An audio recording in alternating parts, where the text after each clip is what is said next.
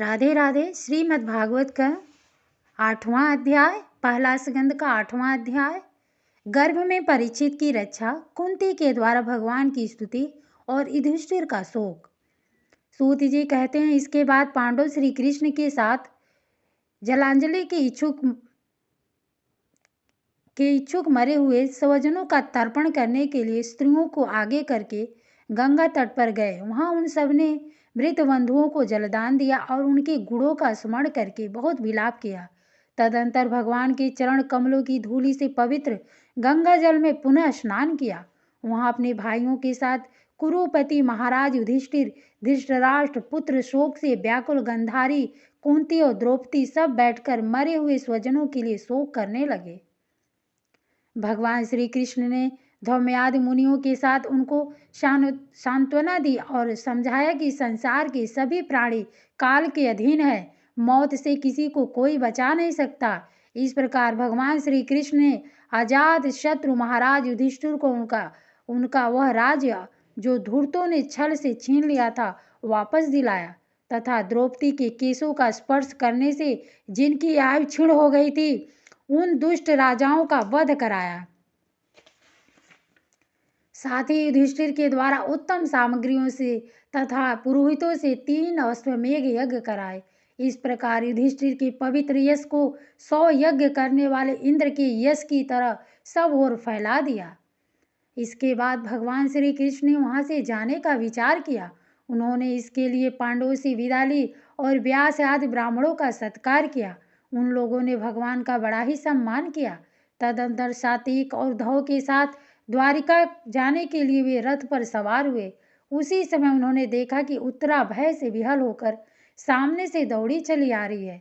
उत्तरा ने कहा, देवादिदेव जगदीश्वर, आप महायोगी हैं, आप मेरी रक्षा कीजिए। आपके अतिरिक्त इस लोक में मुझे अभय देने वाला और कोई नहीं है, क्योंकि यहाँ सभी परस्पर एक दूसरे की मृत्यु के निमित्त बन रहे हैं।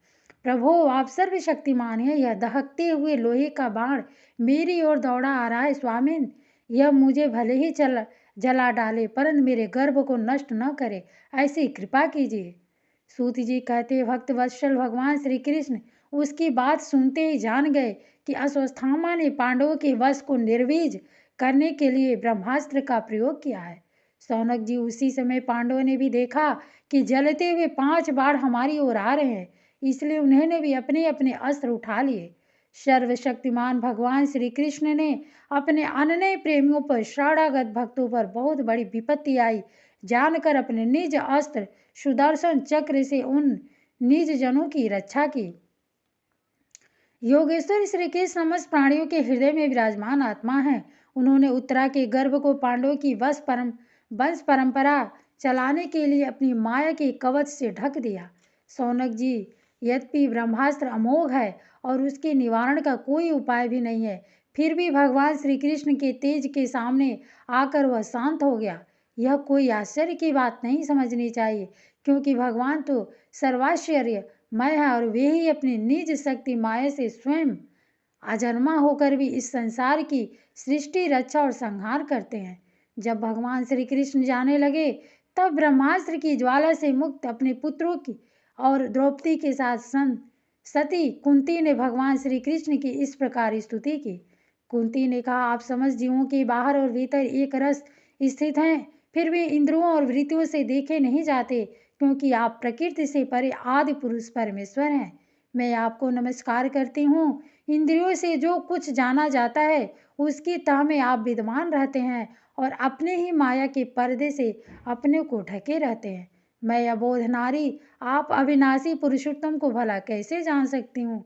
जैसे ही मूढ़ लोग दूसरा वेश धारण किए हुए नट को प्रत्यक्ष देखकर भी नहीं पहचान सकते, वैसे ही आप देखते हुए भी नहीं दिखते। आप शुद्ध हृदय वाले विचारशील जीवन मुक्त परम हंसों के हृदय में अपनी प्रेममयी भक्ति का सृजन करने के लिए अवतीर्ण हुए हैं। फिर हम अल्प बुद्धि स्त्रियां आपको कैसे पहचान सकती हैं। आप श्री कृष्ण वासुदेव देवकी नंदन नंद गोप के लाडले लाल गोविंद को हमारा बारंबार प्रणाम है, जिनकी नाभि से ब्रह्मा का जन्म स्थान कमल प्रकट हुआ है, जो सुंदर कमलों की माला धारण करते हैं, जिनके नेत्र कमल के समान विशाल और कोमल हैं, जिनके चरण कमलों में कमल का चिन्ह है। श्री कृष्ण, ऐसे आपको मेरा बार बार नमस्कार है। हसीकेश, जैसे आपने दुष्ट कंस के द्वारा कैद की हुई और चिरकाल से शोकग्रस्त देवकी को रक्षा की थी, वैसे ही पुत्रों के साथ मेरी भी आपने बार बार विपत्तियों से रक्षा की है। आप ही हमारे स्वामी हैं, आप सर्वशक्तिमान हैं। श्री कृष्ण, कहाँ तक गिनाऊं?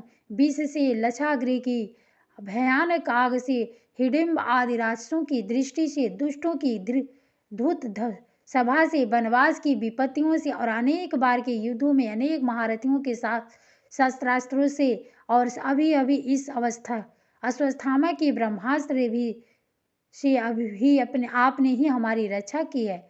जदगुरु, हमारे जीवन में सर्वदा पद पद पर विपत्तियां आती रहें, क्योंकि विपत्तियों में ही निश्चित रूप से आपके दर्शन हुआ करते हैं, और आपके दर्शन हो जाने पर फिर जन्म मृत्यु के चक्कर में नहीं आना पड़ता। ऊंचे कुल में जन्म, ऐश्वर्य, विद्या और संपत्ति के कारण जिसका घमंड बढ़ रहा है, वो मनुष्य तो आपका नाम भी नहीं ले सकता, क्योंकि आप तो उन लोगों को दर्शन देते हैं जो अकिंचन है।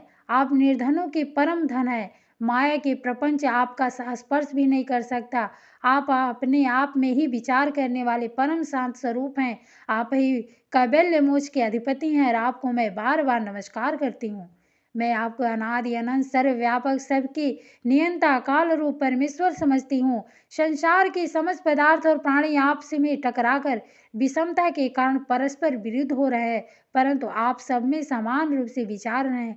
भगवान, आप जब मनुष्यों की सी लीला करते हैं, तब आप क्या करना चाहते हैं, यह कोई नहीं जानता। आपका कभी कोई न प्रिय है और न अप्रिय। आपके संबंध में लोगों की बुद्धि ही विषम हुआ करती है। आप विश्व की आत्मा है, विश्व रूप है। न आप जन्म लेते हो, न कर्म ही करते हैं, फिर भी पशु पक्षी मनुष्य ऋषि जलचर आदि में आप जन्म लेते हैं और उन योनियों के अनुरूप दिव्य कर्म भी करते हैं। यह आपकी लीला ही तो है। जब बचपन में आपने दूध की मटकी फोड़कर यशोदा मैया को खिंचा दिया था और उन्होंने आपको बांधने के लिए हाथ में रस्सी ले ली थी, तब आपकी आंखों में आंसू छलक आए थे, काजल कपोलों पर बह चला था, नेत्र चंचल हो रहे थे और भय की भावना से आपने अपने मुख को नीचे की ओर झुका लिया था। आपकी उस दशा का लीला छवि का ध्यान करके मैं बहुत मोहित हो जाती हूँ। भला जिससे भय ही भय मानता है, उसकी यह दशा। आपने अजन्मा होकर भी जन्म क्यों लिया, इसका कारण बतलाते हुए कोई कोई महापुरुष यूं कहते हैं कि जैसे मलयाचल की कृति का विस्तार करने के लिए उसमें चंदन प्रकट होता है, वैसे ही अपने प्रिय भक्त पुण्य श्लोक राजा यदु की कीर्ति का विस्तार करने के लिए ही आपने उनके वंश में अवतार ग्रहण किया है। दूसरे लोग यूं कहते हैं कि वासुदेव और देवकी ने पूर्व जन्म में सुतपा और कृष्ण के रूप में आपसे यही वरदान प्राप्त किया था, इसीलिए आप अजन्मा होते हुए भी जगत के कल्याण और दैत्यों के नाश के लिए उनके पुत्र बने हैं। कुछ और लोग यूं कहते हैं कि यह पृथ्वी दैत्यों के अत्यंत भार से समुद्र में डूबते हुए जहाज की तरह डगमगा रही थी, पीड़ित हो रही थी। तब ब्रह्मा की प्रार्थना से उसका भार उतारने के लिए आप प्रकट हुए। कोई महापुरुष यूं कहते हैं कि जो लोग इस संसार में अज्ञान, कामना और कर्मों के बंधन में जकड़े हुए पीड़ित हो रहे हैं, उन लोगों के लिए श्रवण और स्मरण करने योग्य लीला करने के विचार से ही आपने अवतार ग्रहण किया है। भक्तजन बार बार आपके चरित्र का श्रवण, गान, कीर्तन और स्मरण करके आनंदित होते रहते हैं, और वही अविलंब आपके उस चरण कमल का दर्शन कर पाते हैं, जो जन्म मृत्यु के प्रभाव को सदा के लिए रोक देता है।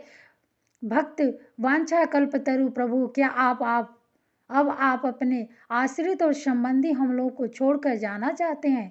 आप जानते हैं कि आपके चरण कमलों के अतिरिक्त हमें और किसी का सहारा नहीं है।